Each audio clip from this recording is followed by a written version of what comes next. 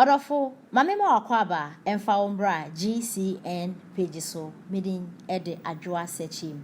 Mesrel, subscribe to my channel, faunsa mi abe oneso, ubenya notification, and seme koso me mubia ubenye biati, anasa ubenye biashwe, ewo GCN page ha. His Excellency Nana Addo Ekufuado, Ghana Yeman Penny, aka fellow Ghanaians, ena okase. Na His Excellency Ninsema Okenya ni se oka bibia se Minister bia obajeje na fimu no ono so bajeje o jeje na obajeje papa enti Nana Addo ekre se I will sack any minister who will not perform well e woni second term ya ogusu a otwakwe Nana Addo ekre se wa appoint o se we road minister o ye agric minister o ye health minister minister bia Nana Addo de ne se so de pen na paper ato so atro udindia sa position ama no se wo jeje no obejeje wo because ye bu inkompon kohwe ye chi eye 2020 abato ye to ya enyama ye troka bibia ye basa na manfo ka se His Excellency Nana Addo Ekufuado on the penny president or buy or the free SHS buy ya Ghana wofo e de omba kwa yo mo hutumi etomo and you bo number 2 3 4 no way in our secondary school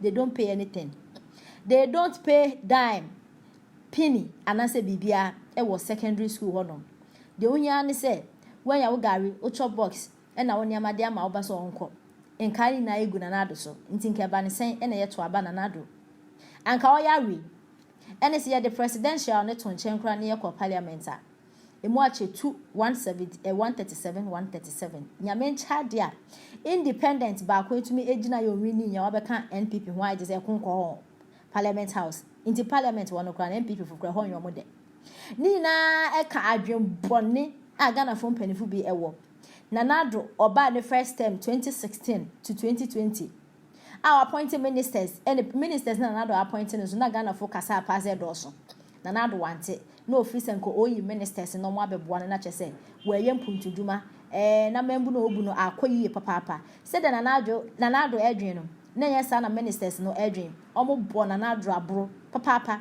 na Ghana ministers de omo nim ne ka kese V8 akese Range Rovers akese e na omo de na mo man Ghana kra na ye mobo na yekọ amanfofo so yekọ bobisia no omo yekọ mo bobisia no kra no omo ministers no omo MPs no omo president ka wotimi ye simple cars bio na come and see your eye top e wo Ghana ha no come and see your eye top wo Ghana ha enso wonye she ministers na MPs no omo memu na sometimes I just ask myself say nenti MPs no omo ndwuma ne say de bi omo parliament house akotena akokasa wanya she wo maimu e na Ghana fo kasa na de se ministers na MPs no mo nya she e wo maimu na eno na nyame nchade a 2020 eto aban ne aban de ko bia e court na ho nsem na de still Nana Addo e no mo de ma no e na Nana Addo sisi de osisi ni na yie science on your president until the way minister wa appoint to go ahead and do your work na emum no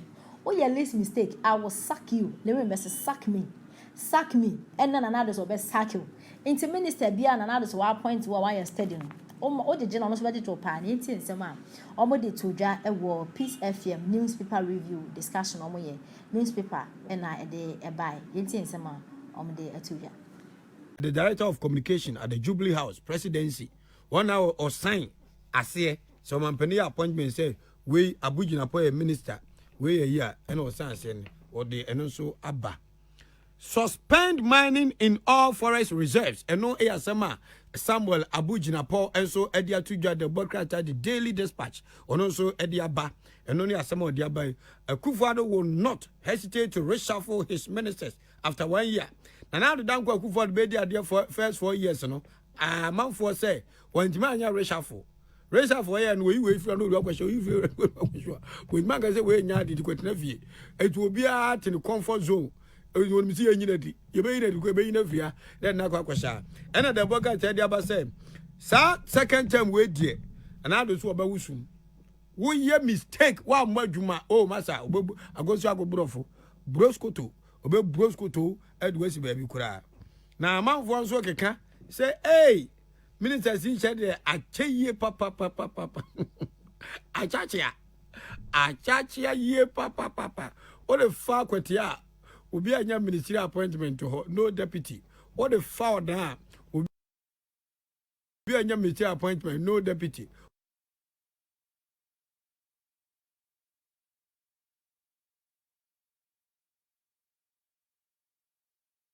what the fuck kwa ba ko pe regional minister Nail, kawa mem, kakwa man nail. What the fuck? Roboha, whoo, afobia ko home. I can't say, whoo, afobia.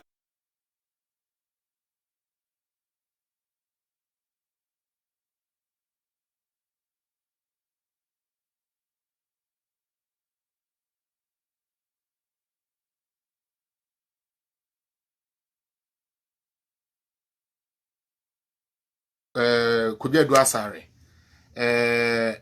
Sometimes some papa will refer to Sam George. Like it was some people, and I know my name say your communicators. To be honest, I didn't know anything about Sammy Jenfi, but this was why I was happy about the appointment of Sammy Jenfi. I was happy about Sammy Jenfi because when they say, "Hey, young boy, and I yet to me a man of big positions, I know." Then this is the time for we the youth, because or call akoti enim.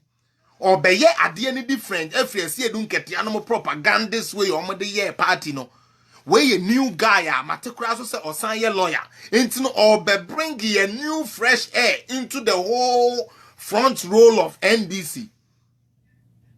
Akwa be the first press conference a bomb. Na the first press conference Sammy Jenfi be ye he lost his credibility. Yes we nimu a wo bisa na ya kirewo. Wunimu a wubisa na ya kirewo. Oh, and Nana Addo. Oni Ghana, but one can't share parliament. Akokwa, chokrodo, because that time no person relevant here in the fofro. And yonko raise the issue. Na party for no say, Same, comrade. Na Same, uko jina ho, etwa antro. Ko jina ho, ko twa antro. Say Akufo-Addo ankra. And a wow had na idru su jina parliament catch was a your trophy because papa ne kon ne let near kind of parliament. And no answer why. And I was starting say who di chairman general tem di no hoko konsa eye Kwame Sifakai. Was starting say who di na tem na was starting say we boys ne ko ho no mo kokasa mo mpene ma no kura na mo kofa asa stupid erikeje no buni ni erikeje jimi ni boy bi no na ni say yi apotroka wono mukofa no say anytime bi obeba chairman general ho bia no onye gidigidi on che danye se ni se no yes fe na wo Sammy Jenfi you pivoted your own communicators against chairman general eye Kwame Sifakai kodi intro na papa no kochi one time no say asem a wakoka afa me ho no enye no krenti Sammy kotwesan and now we are hukokoti oh chairman general but we cannot use this platform what bodam that is his platform. That Kokroko show belongs to Kwame Sifakai. So what he choose to do on that platform is what he choose to do. And yes, idea, ya be boycott. Na NDC for papa mpenifu amote ho. Mo pe mo party ni ya. Mo pe JM ya. Mo nim how big Peace FM is and how far Peace FM travels. Matiasia ma small boy we say ma communicate bi anko Kokroko so. Na mpa ma anko ankoton mu dreams. Man kotomo candidate Kokroko so. The prestigious morning show. I don't care what somebody is doing on their own. But Kokroko, Kokroko, everybody was listening to that. Moko swaswa baller bets, bedi ho, na mo de kan mo to ade left and right center e de chairman general. Ene e pamo. Sammy Jenfi wan fair no end too ho for. As a young boy, as a young guy who one day wants to become somebody in this country, you did not look at your first 2 missteps now. Why you need to reassess? If you understand this, I will to twegum. To my name, yeah, president saying a nepotism and a nepotism. First, look of 54 names nearby.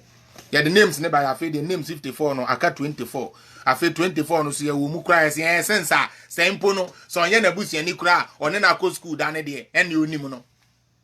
Uni men crofo amane mahama ko school ano muni na chief executives ana mahama emu mu didi. Tina Ghana bok